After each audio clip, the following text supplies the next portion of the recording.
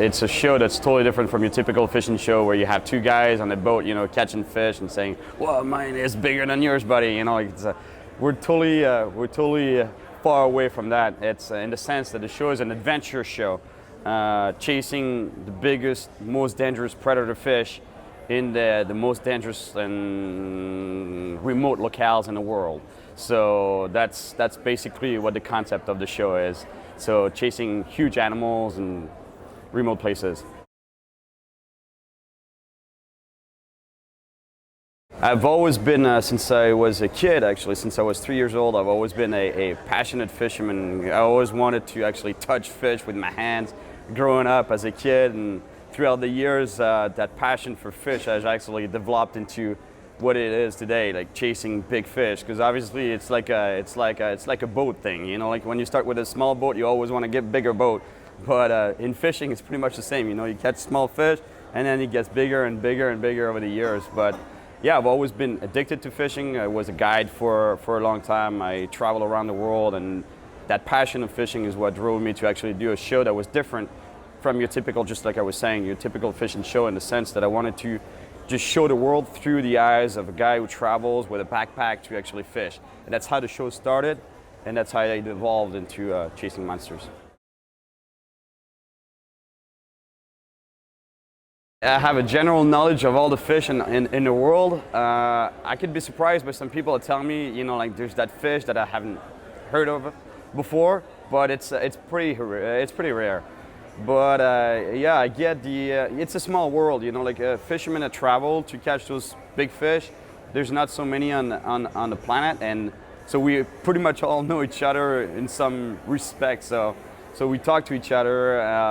You know, I have friends that go to travel to the Amazon, for example, and when I meet them in the Amazon, they tell me, "Well, I just came back from Africa, from Tanzania. You should go there." "Oh, I've been there." "Oh, have you heard of that spot?" "No." "Well, give me another spot." So we all exchange information, and but it's usually pretty secret spots. So you know, that's how we between fishermen we share spots, though.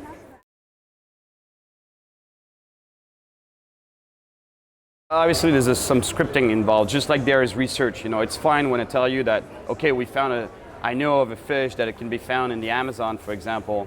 Then we have a team of researchers that get into the location, look into the location and see what else that we could do around the fish to build a storyline around the fish. It's about scripting the show as much as we possibly can, because there's some elements that we don't control, which is the fish, nature, the conditions, if that fish is going to bite or not, you know, I can't tell you. So what size it's going to be, but obviously, you know, we try to script as much as we possibly can, because otherwise it would be too complicated to shoot.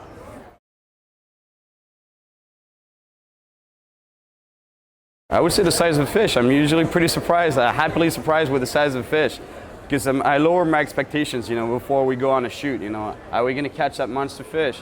And all my guys, you know, in the crew are as stressed out as I am about delivering that monster at the end of the episode. So it's, I would say, I'm usually, yeah, happy about the end result, the end catch, and that's something that usually, wow, we did better than we expected. So.